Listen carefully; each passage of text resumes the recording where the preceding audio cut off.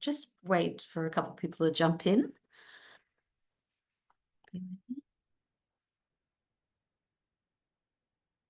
Hello, everyone.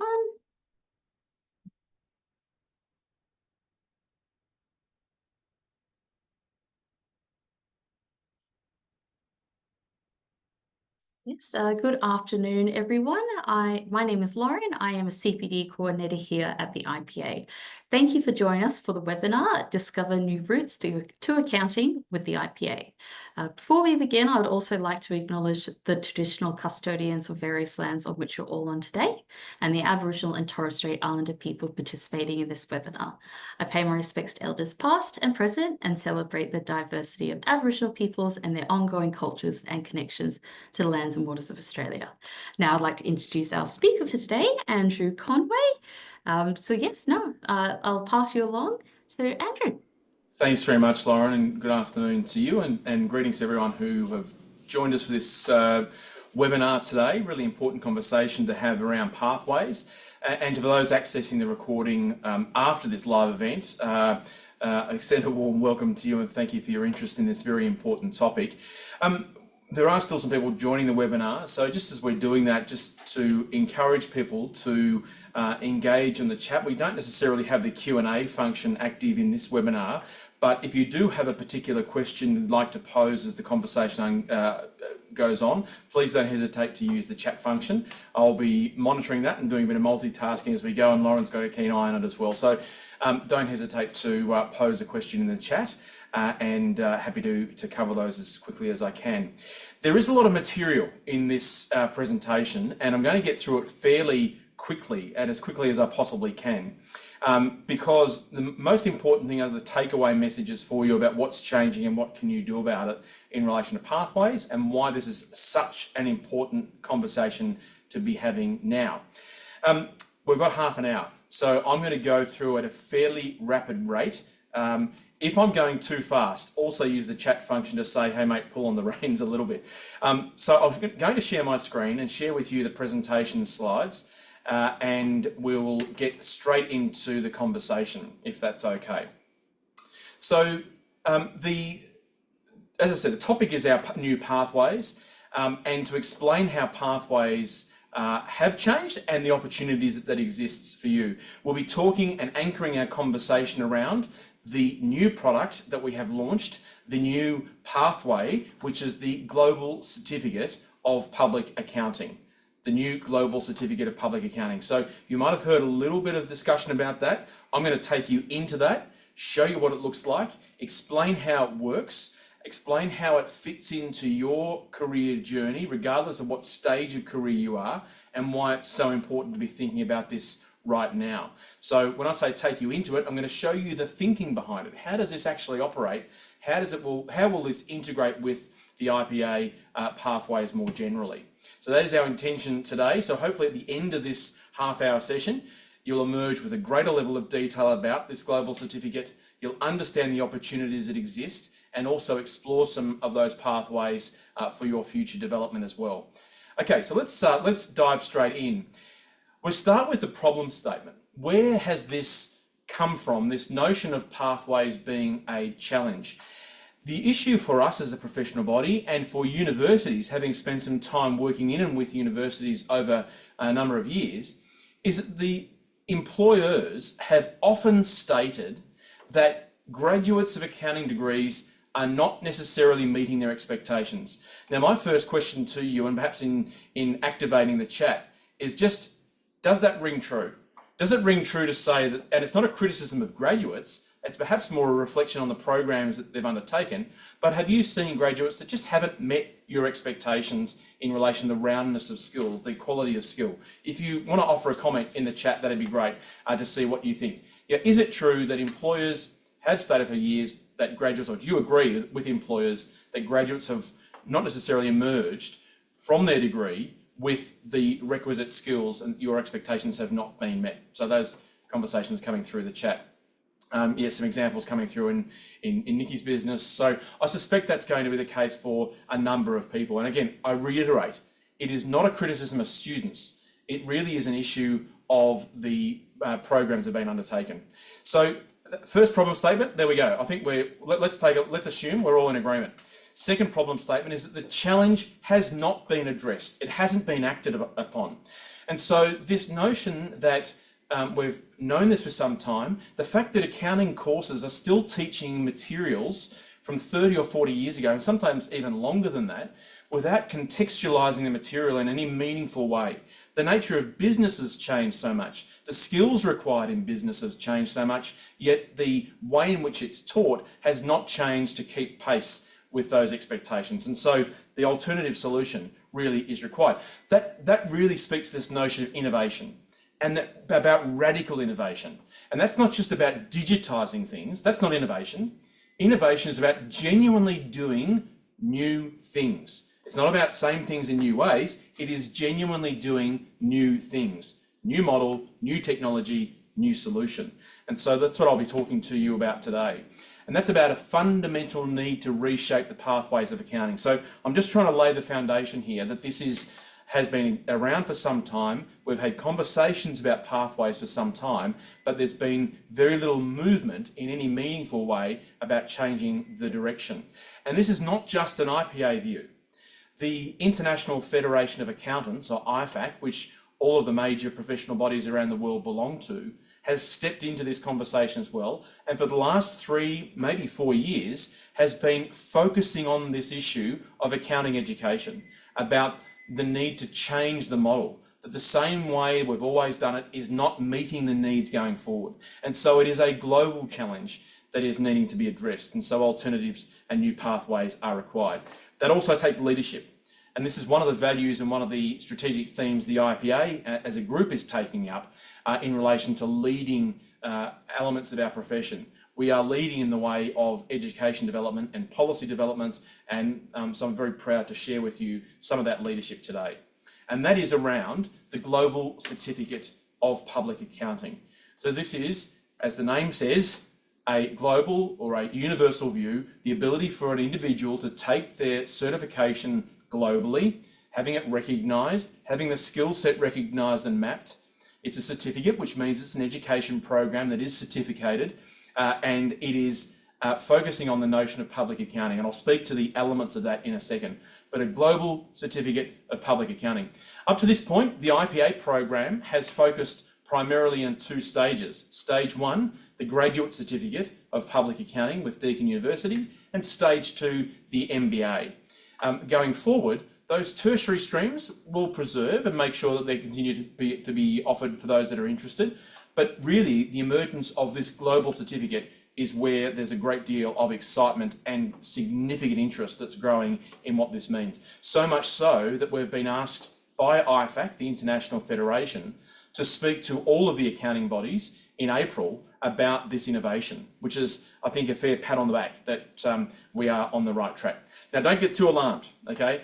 What we're trying to show on one slide with this sort of wheel approach is what does it sort of look like? Let me take you through it in a slightly clearer way.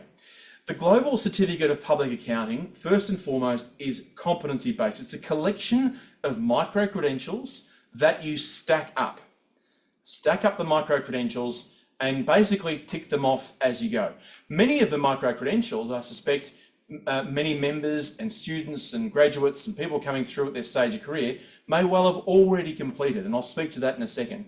But you stack the micro-credentials in these 3 broad domain areas. I'll take you through them in a second. I just want to show you on one page that we've been able to articulate a cutting-edge, innovative education product on one slide. Now, to get to that has been significant body of work. Let me explain it in a bit more detail. Those micro-credentials, we've decided to stack them up in a range of different ways. One is if a person has a desire to do like a vertical view and say, actually, I want to look in a deep way in sustainability and contemporary issues in accounting. Well, we've put together those 10 relevant micro-credentials. Or a person wants to look at data assurance and risk. There's 12 micro-credentials in that stack. Or there's business performance and culture, 11 micro-credentials. Digital leadership and wellbeing, the first professional certification in the world that embeds well-being as part of its member certification. And then professional practice. What are the things and competencies you need to demonstrate to be able to practice and offer services to the public? So that's one option, is the stack, the vertical stack of the micro-credentials. The other alternative is to look at pathways and how a person might advance through the IPA membership from affiliate to associate, and looking at the technical elements, transdisciplinary and professional. I'll speak to those in a second. But we've bundled those together to provide advancement pathways for a person who's starting out in their career. Or from a further advancement pathway, we're considering clusters of 4 micro-credentials. What I'm trying to point out here is the way we've mapped all of those micro-credentials provides an incredibly dynamic and flexible model to meet your needs. And it's entirely in your hands to take your career and your study and your pathway in whatever direction you choose to take. We've tried to make it simple by clustering them, but you might say, I want to do an element here and an element there because I've got interest, and then explore the model at your content. So that's really an important point. So I'll talk more about it. It'll become a bit clearer. We have advancements from associate to member, and we've provided some indicative guidelines there, and then through to the membership as well, with a certification with the Global Certified Public Accountant sort of approach. So the certifications, though, as I said, are those job-ready stacks that we've built. I'm not going to spend too much time. I'll examine one of them shortly around sustainability and explain how that works, and then we'll have a look at we'll have a look first at how those credentials actually come together. The objective around this, before we get into some of the detail, is to really uphold and improve professional standards, addressing skills shortages, increasing your flexibility and the reduction in reworking. So you don't have to, if you've demonstrated it once, why do you have to keep demonstrating it again? And then improving the quality of graduates and their pathway available to them. So it's a very, very dynamic approach. Now, a lot of detail here, but when I say we've mapped competencies, the body of work that's going in here has been extraordinary. We have looked globally. So we looked right across the globe to see what sort of pockets of competencies and skills are out there that an expert advisory panel told us are the skills and competencies expected of an accountant, a public accountant today. And so we've looked at over 19,000 competencies and we've mapped them. And that's brought together a significant bundle of those credentials and competencies. So I'm just trying to explain all of that work. This has not just been done on the back of an envelope. All of that scientific work has been done at an educational level, benchmarked with global best practice leaders in education, and we've pulled together the stack of competencies that we believe relevant in this context. Okay, now hopefully this video works. I'm not going to spend too much time on it, but this gives you an idea of the nodes and the way in which these competencies are actually interacted. So if I was to show you here the professional accreditation guidelines that exist for institutions across the world, and we drill down that even further, we're looking at the IFAC, the International Federation of Accountants, and its education standards. So that's the standard by which we have to set these. And we start blowing out those competencies and nodes to see what are the relationships between the IFAC education standards and, say, the standard of reporting of IFRS against the cybersecurity standards that exist as well. And we started zeroing in on some of these competencies across the world, and suddenly we realized that it became very, very broad, very, very quickly, that there's a high degree of relationship between a lot of these competencies or skills that accountants are expected to have. So you see in there, preparing reports, financial management, all linked to those global standards of education and so forth. And we can sort of zoom around this model that sort of shows the relationship. Again, I'm just trying to explain the context here is that this has been a very detailed process to map. The reason as well I'm mentioning it is because it should give the degree of confidence around this is an incredibly valid model for the certification of membership. It's globally comparable. It stacks up against educational frameworks that exist in higher education institutions, as well as what employers are saying they expect to see. So all of these sort of unrelated nodes are there because they're yet to be connected to the accounting profession. But there's an example of cybersecurity that is already interrelated so heavily, and we'll see that model as it goes on become deeper and broader and more interrelated, and it becomes pretty wacky pretty quickly.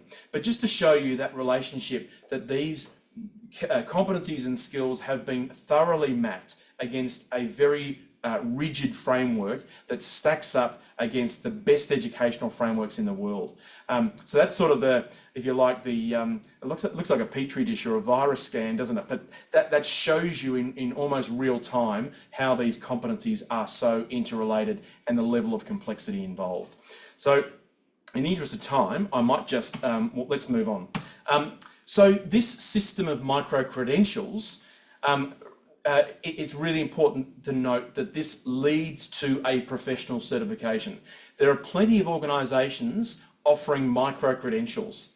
And when we say micro-credential, the Australian government has defined is around a certification of assessed learning or competency with a minimum volume of learning of 1 hour and less than the AQF award. So basically anything up from 1 hour is deemed to be relevant for a micro-credential that is assessed. It's additional, alternative, complementary to, or a component of a formal qualification. So the most important thing about this global certificate pathway is that it leads to member certification. It is a pathway to member certification. So it's easier to adapt to industry needs. We can move in and out of some of those frameworks. If you look at that animation, we can zoom in and zoom out depending on what employers are saying is the area of focus. Helps to reduce the time of qualification. We can stack the credentials as well, and then we can build in sort of smaller certifications if we wish to, and it is a competency-based assessment, another key word. So it's not only micro-credential to certification, but it's a competency-based assessment.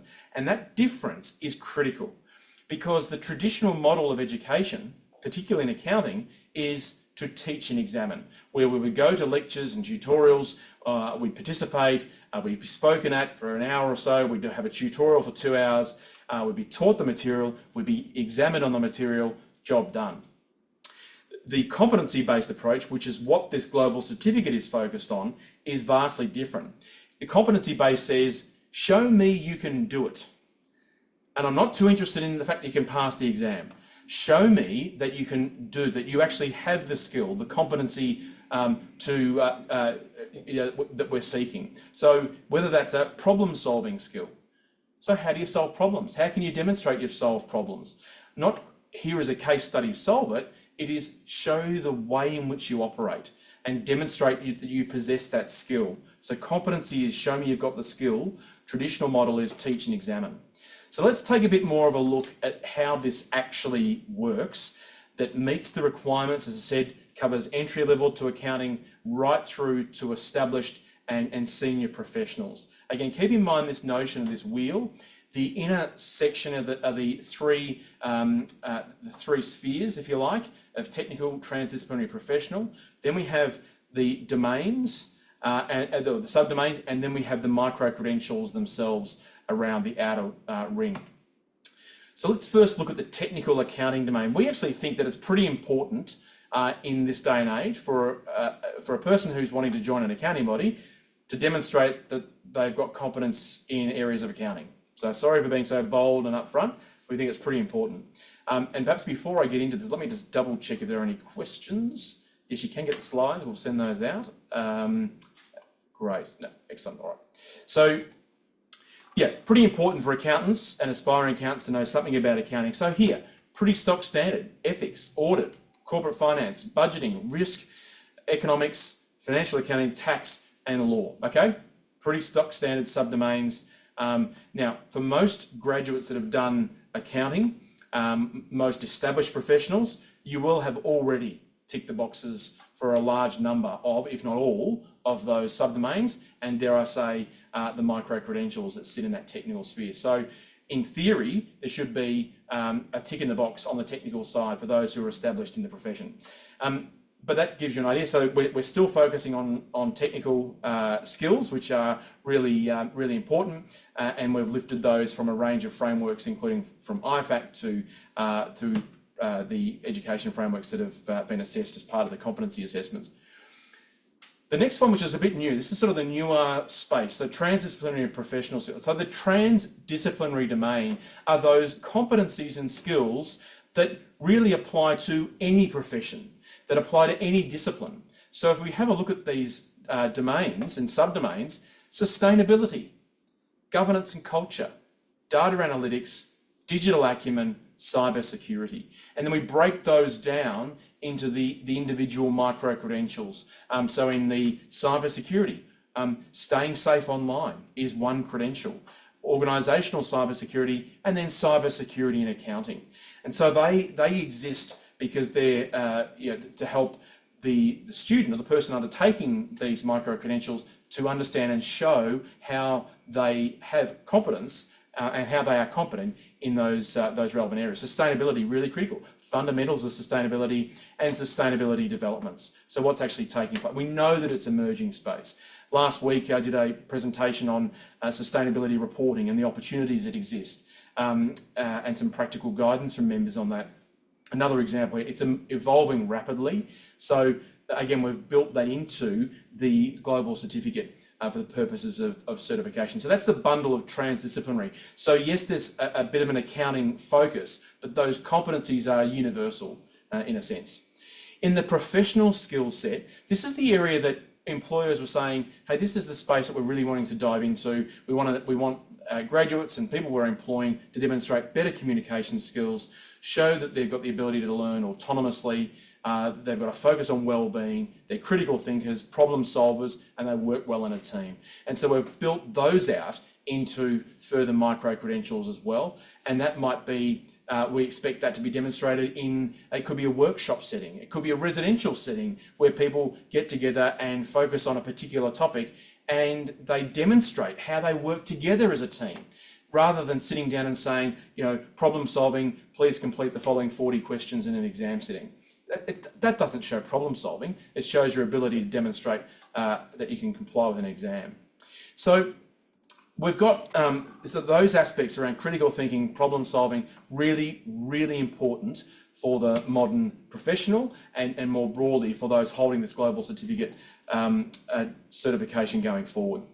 Okay, there are a range of options in terms of how you will demonstrate that, and we're focused on building recognition of prior learning ability for people to actually demonstrate their prior learning. That will then be mapped through. We've got the ability to undertake the skills assessment, look at the requirements from the professional body, and then it sequences through with that recognition of prior learning to the professional qualification. But I'll talk to that recognition of prior learning shortly. So here's an example.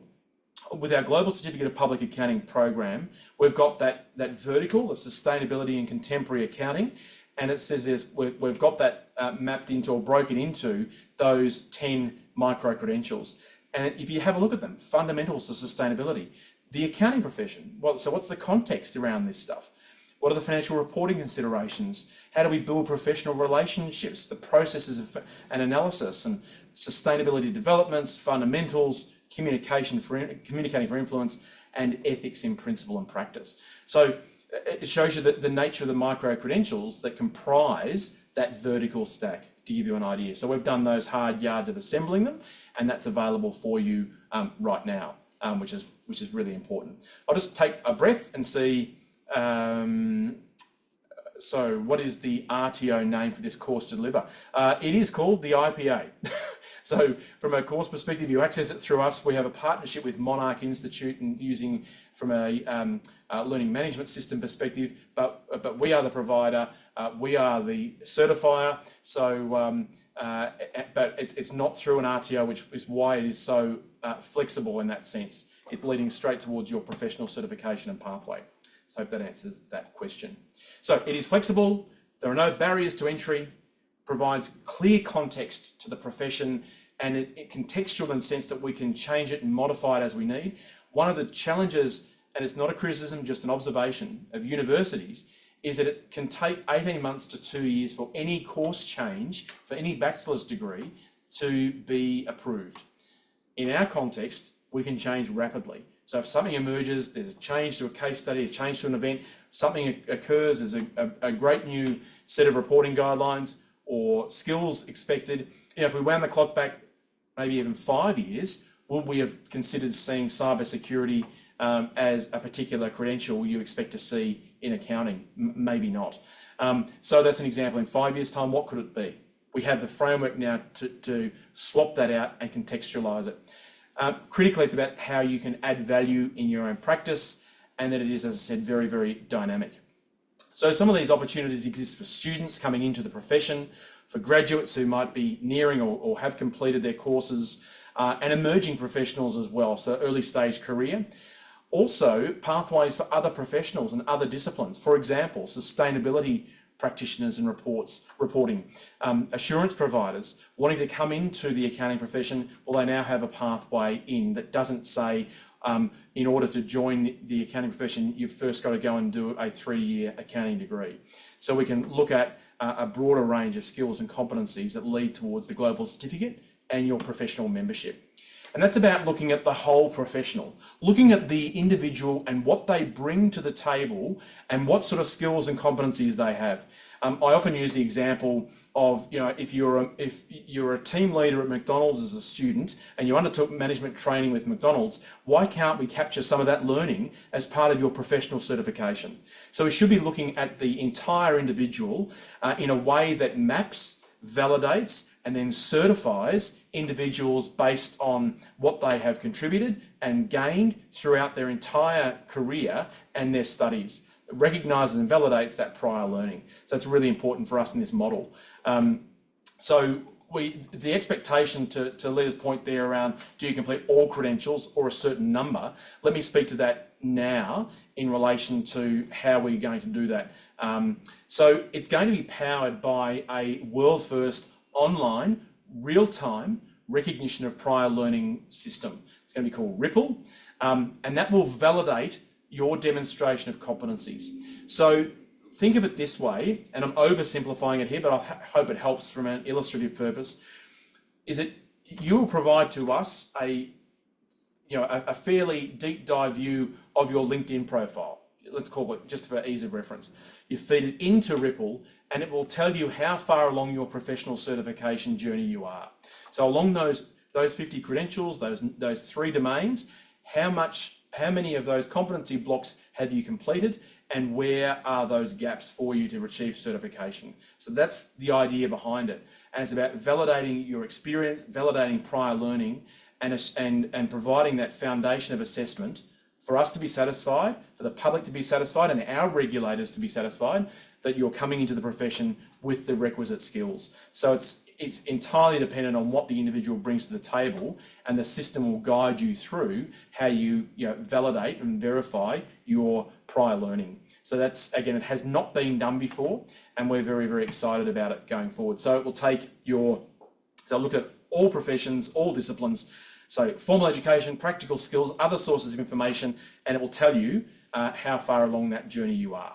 Okay, so that's pretty. Hopefully, that's pretty straightforward, and that's why it's so exciting. So I would expect for early start for students, for graduates, for early stage or experienced professionals, you will receive RPL for elements of the framework very, very quickly.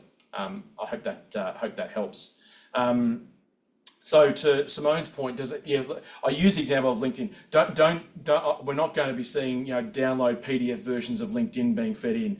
I'm just trying to give you an example of the sorts of things, how LinkedIn will put up your formal education, your industry training, your job history, your skills. Quite often there are testimonials from other people who have validated your skills as well. So that's all part of the mix that will go into the recognition of prior learning system. So I don't want to be sued by LinkedIn. We're not using LinkedIn to do it. It's just to give you an idea of looking at the whole detailed profile being used in the recognition of prior learning process. So we'll go through we'll keep going through. I'll come back to those questions in a second.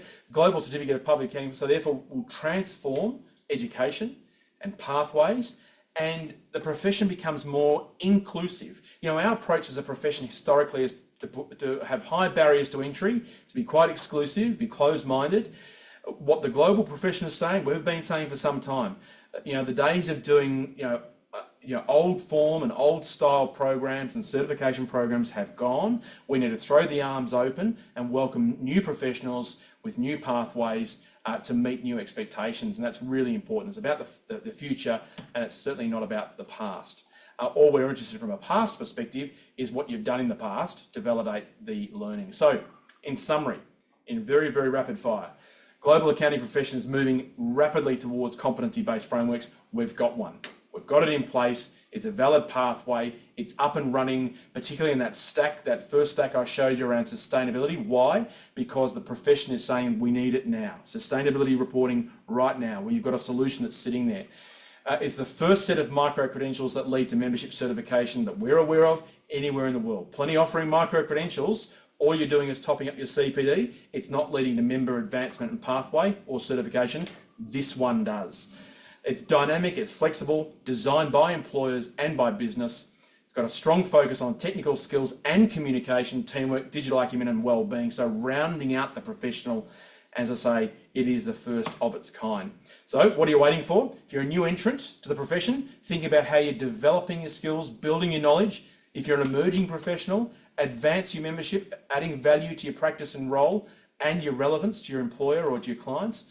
And if you're an experienced professional, updating your knowledge, contemporising your information you have available in your practice, adding relevance, growing value to your practice, and then mentoring others. So again, I sequence back to the conversation last week. Sustainability reporting assurance. If it wasn't a conflict, I'd be starting a practice tomorrow in sustainability reporting assurance. There is a ready-made solution as part of the Global Certificate of Public Accounting ready for you right now.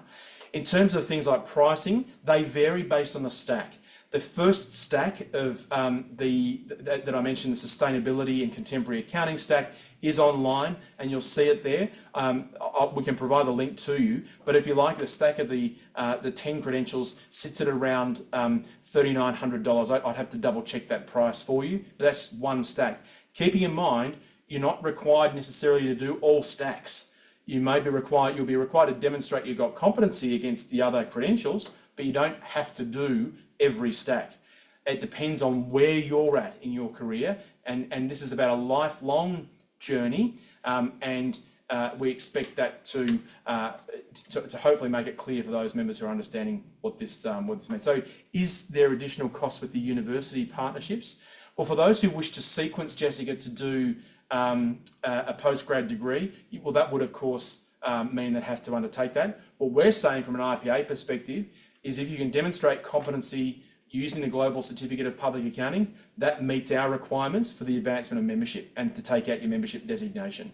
Okay, so for admission and designation, the Global Certificate is what we're talking about. But equally, if you choose a tertiary pathway, that's open to you as well. But you don't have to do it as well as the Global Certificate. Will there also, to Karen's question, will there also be CPD where micro-credentials are undertaking? Yes, that's the intention, and we're looking at structuring up sort of mini events where we can cluster together a handful of micro-credentials and you can chip away at them, absolutely. So that's sort of the layer we're looking to put on our CPD learning.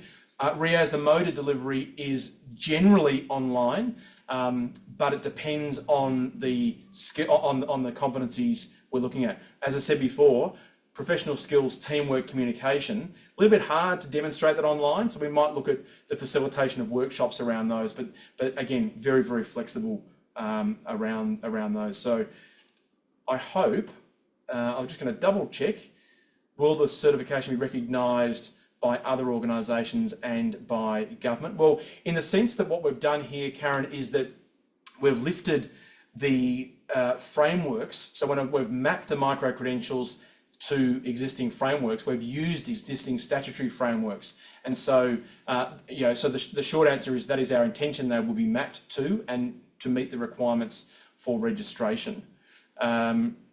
So the units of competency, the micro-credentials, again, at your own pace, yeah, at your own pace. To give an idea of pricing is around 795 per credential, but it does depend on the credential. But that's what I would say will be the average price. And again, entirely, at your own pace is the intention here. Start anytime notion. I hope that that answers many of the questions. So to Trishna's question, great question. How can I apply? You can go online now to the IPA website, and there is a link on the home page to the Global Certificate of Public Accounting, and you can register today. And it's my suggestion will be get in now, get in first, be part of this first wave. There are other members who have already jumped into it. There are others who are already doing this, and even in practice doing sustainability and contemporary accounting. They know that if you get on top of this now, you can be adding significant value to your practice. We've got a ready-made solution on sustainability and contemporary accounting issues. You can get in there now and start building your practice around sustainability reporting assurance. Why? Because in September 2024, the Australian government passed the law to make sustainability reporting compulsory for a set of companies, and will cascade through to companies up to $50 million turnover within the next 2 years. Like, get in now, do the work now, build your competency and demonstrate your competency in sustainability reporting, and you'll transform your practice or your impact in the business you're working in. You should be your sustainability reporting champion in your business. The Global Certificate of Public Accounting gives you that solution today, and there are your peers who are already engaged in it. So jump into it is my very, very strong recommendation. We've designed it specifically for that purpose. So we've got other questions that are coming through. We'll make sure if I've missed any of them, that we'll come back to them. To some who have compared them to other programs, it doesn't compare in the sense that it's very different. It is very different, very new. It's why it takes time to digest what this means and how this is structured. But other professional bodies are transitioning towards micro credentials. And so my suggestion is get in now, get engaged in it now, and get a head start. So we'll, as I said, we'll gather up those questions and comments, and we'll provide them through in some form. I'm trying to think how we distribute those, but I'm just very conscious of time because we have gone over. I do apologise for that. And I have gone into the question time phase. Oops. If there are any comments, questions, you might have my mobile number there, my email address. If you want to find out more information about it, you just want to flick me a note, flick me a text saying, yep, interested, or got a question here, please send it through, and we'll take it up. In terms of the statutory registration questions, they are matters that we are working on. I don't foreshadow there being any major concern on those because we've lifted those units from already registered units. So, for example, we know that to comply with tax agent regulations or TASI, Australian Company and Tax Law, we've lifted those elements, and so that's why that professional practice sequence. If I go back to the slides, there was a box saying professional practice that shows within there what are the statutory registration requirements you need to comply with. So it's already in there. It would be my observation there. As I said, very conscious of time. Unless there are any very burning questions to take, we might pause the conversation there. Please reach out, connect with me. I'm really, in case you haven't gathered, really passionate about this. I think it's going to transform pathways. We're terribly excited about it. And please don't hesitate to reach out for more information. But the key takeaway is get in now. You'll be surprised how advanced you are. Thanks, Lauren. I might hand back to you. Thank you. Excellent. Thank you, Andrew. And thank you to everyone who joined us today. I'll just let you know, I will be sending out an email with all the PowerPoint and the recording. So yes, thank you very much. This concludes today's webinar. Thank you, Andrew. Thank you.